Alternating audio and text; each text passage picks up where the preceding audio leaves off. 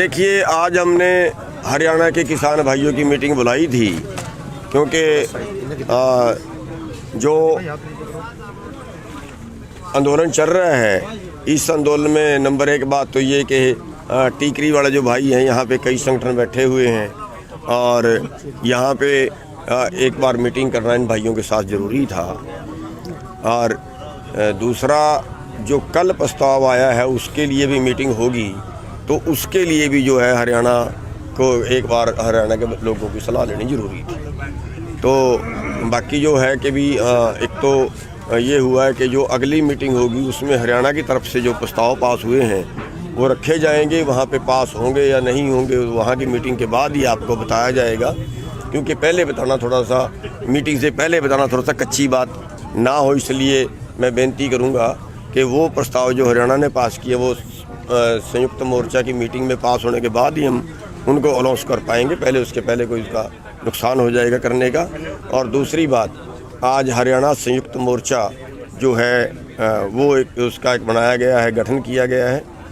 गठन तो पहले से ही है, लेकिन एक बात ये है कि आगे के लिए भी अगर आंदोलन करना पड़े, क्योंकि किसान पे बहुत सी समस्याएं आनी हैं, तो हरियाणा के भी सारे संगठन जो है वो एक जगह होकर काम कर सकें, तो उसका आज गठन किया गया, जिनमें 12-13 संगठन तो यहाँ मौजूद थे।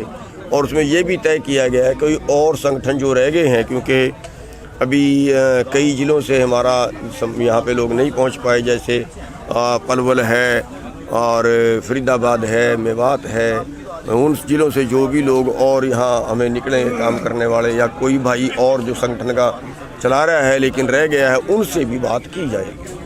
तो उसका अध्यक्ष में आज मेरे को बनाया गया है और हमारी जिम्मेवारी है कि हम सभी की दोबारा मीटिंग एक बार बुलाएंगे, जो संगठन रह गए उनको इसमें शामिल करेंगे। कल सरकार के साथ जो बैठक हुई थी उसमें जो प्रस्ताव आया था सरकार की तरफ, क्या उसकी भी चर्चा हुई यहाँ पर? क्या हाँ, उसकी चर्चा हुई है कि उन्होंने कहा था कि हम टाइम दे दें, स्थगित कर दें और एक कमेटी बना दें, उस पर चर्चा हुई है। अब उसकी चर्चा जो है जो संयुक्त मोर्चा की मीटिंग होगी, फाइनल उसमें करेंगे कि हमने कल क्या स्टैंड लेना है। कल मीटिंग है ना दोबारा सरकार से, तो दोबारा सरकार से मीटिंग में हमारा स्टैंड क्या होगा ये उस मीटिंग के बाद क्लियर किया। क्या लगता है कि सरकार ने किसानों की मांगे मानने की तरफ अपना कदम बढ़ाया है इस प्रस्ताव के जरिए? नहीं, ऐसा मेरे को कुछ महसूस ऐसा नहीं हो रहा है कि उन्होंने कोई कदम बढ़ाया। मेरे को तो ये महसूस हो रहा है कि कभी उनकी टालने की कोई राजनीति हो और उसमें काम और गड़बड़ हो जाए, ऐसा मेरे को आभास हो रहा है। क्योंकि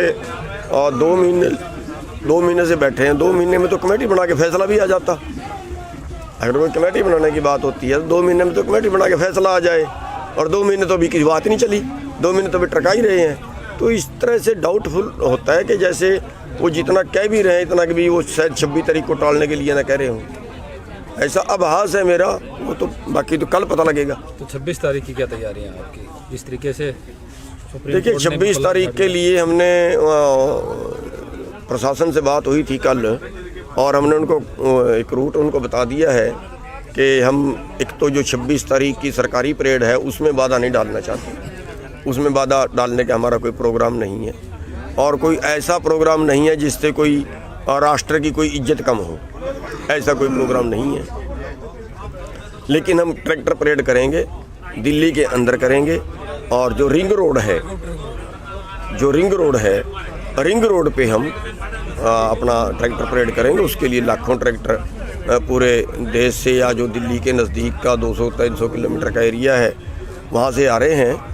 और उसके लिए हमने सरकार से जो प्रशासन से बात हुई है, प्रशासन से ये कहा कि उसके लिए आप हमें इजाज़त भी दें, आप उसका प्रबंध भी करें। उस दिन ट्रैफिक रोकें और पूरा वो रोड खाली कराएं और बैरिकेड उस दिन के लिए हटा दें। तो ये हमने उनको कहा है। तो उस पर अभी उन्होंने कल ये कहा था कि हम कल तक राय करके बताएंगे। तो आज फिर मीटिंग रखी थी, लेकिन क्योंकि आज हमें अपनी मीटिंग करनी पड़ेगी और पंजाब वालों को अपनी मीटिंग करनी पड़ेगी, तो शायद आज उनसे मीटिंग नहीं हो पाएगी। एनआईए के नोटिस पे क्या कहना है? साथ में ट्रैक्टरों के भी चालान ऑनलाइन घर भेजे जा रहे हैं। ट्रैक्टरों के चालान तो मेरे को आपसे पता लगा है कि ऑनलाइन घर भेजे जा रहे हैं। काफ़ी सूचनाएं मिल रही हैं सर। अगर ऐसा है तो फिर बदकिस्मती है, लेकिन आंदोलन को तोड़ने के लिए ये सब किया जा रहा है, आंदोलन को कमज़ोर करने के लिए ये सब किया जा रहा है। और ये ओछी हरकतें हम इनको कह सकते हैं। अब एक आदमी ने लंगर लगा दिया है तो क्या वो अपराधी हो गया? क्या लोगों को खिलाना भी अपराध है? एक आदमी ने जो शहीद हो गए हैं लोग, उनको 50-50 हज़ार रुपया दे दिया है तो क्या वो भी अपराध हो गया? अरे दान पुण्य करना तो वैसे ही किसी श्रेणी में नहीं आता। दान पुण्य करने पर तो वैसे ही टैक्स भी नहीं लगता। ये कर क्या रहे हैं? कौन सा राज है ये तो गुंडा राज हो गया फिर। और अगर ऐसा करेंगे तो बड़ा कड़ा मुकाबला किया जाएगा फिर। तो कल कोई समाधान निकलने की उम्मीद? देखिए, तो कल की मीटिंग में पता चलेगा कि समाधान निकलता है कि नहीं निकलता है, लेकिन सरकार बहुत ज़्यादा सीरियस नहीं है। बात जो आती है कि सरकार के साथ जो बैठक होती है उसमें बातें कम ब्रेक ज़्यादा होती है। हाँ, बातें कम ब्रेक ज़्यादा होते हैं, और जो बातें होती हैं वो भी टाइम पास करने के लिए होती हैं। वो भी मेरे को तो ऐसा महसूस हो गया जैसे हम तरीक लेने ही जाते हैं। मैं तो पिछली तरीक पे बोल दिया था, जब उन्होंने 19 तारीख दी, मैं कहा अगली भी अभी दे दो।